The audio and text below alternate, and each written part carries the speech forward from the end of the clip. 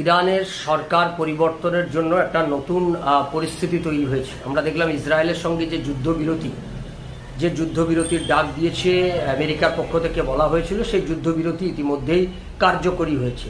Israel এবং ইরানের যুদ্ধ বন্ধ হয়েছে এবং তার সঙ্গে ডোনাল্ড ট্রাম্প, আমেরিকার প্রেসিডেন্ট, তিনিও সুর নরম করেছেন এই যুদ্ধ নিয়ে।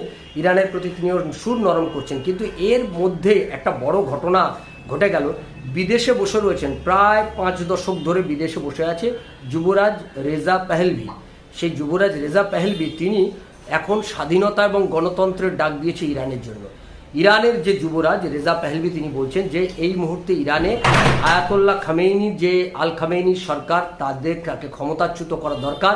সেখানে ইরানে একনায়কতন্ত্র প্রতিষ্ঠিত হয়েছে, সুতরাং এই একনায়কতন্ত্রের সরকারের অবসান ঘটিয়ে নতুন করে গণতন্ত্র প্রতিষ্ঠা করতে হবে, স্বাধীনতা প্রতিষ্ঠা করতে হবে। আর সেই স্বাধীনতা প্রতিষ্ঠার ডাক দিয়েছেন ইরানে বসে আছে 5 দশক ধরে ইরানে বসে থাকা যুবরাজ রেজা পেহলভি।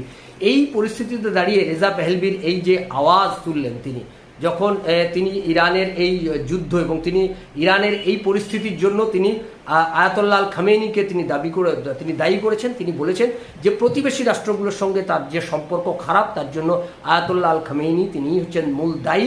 সুতরাং তিনি ক্ষমতায় এলে রাজতন্ত্র প্রতিষ্ঠিত হলে গণতন্ত্র প্রতিষ্ঠিত হবে, মানুষের অধিকার প্রতিষ্ঠিত হবে এবং সেই সমস্ত অধিকার প্রতিষ্ঠিত হলে তারা তাদের যে পার্শ্ববর্তী দেশগুলো রয়েছে সেই দেশের সঙ্গে বন্ধুত্বপূর্ণ সম্পর্ক গড়ে তুলবে এবং বিশেষ করে ভারতবর্ষের সঙ্গে তার সম্পর্কের উন্নতি হবে। এবং তার পাশাপাশি তিনি বলেছেন যে বেকারত্ব যে ভয়ঙ্কর অবস্থা নিয়ে দাঁড়িয়েছে, ধর্মীয় গোঁড়ামি থেকে ইরান মুক্ত পাবে, সেই কথা তিনি বার্তা দিয়েছেন। ফলে এই যুদ্ধবিরতির এই সময়কালে দাঁড়িয়ে যুবরাজ রেজা পেহলভির এই যে কথা তিনি বার্লিন থেকে দাঁড়িয়ে এই কথা বললেন, এটা খুবই গুরুত্বপূর্ণ বলে রাজনৈতিক বিশ্লেষকরা মনে করছেন।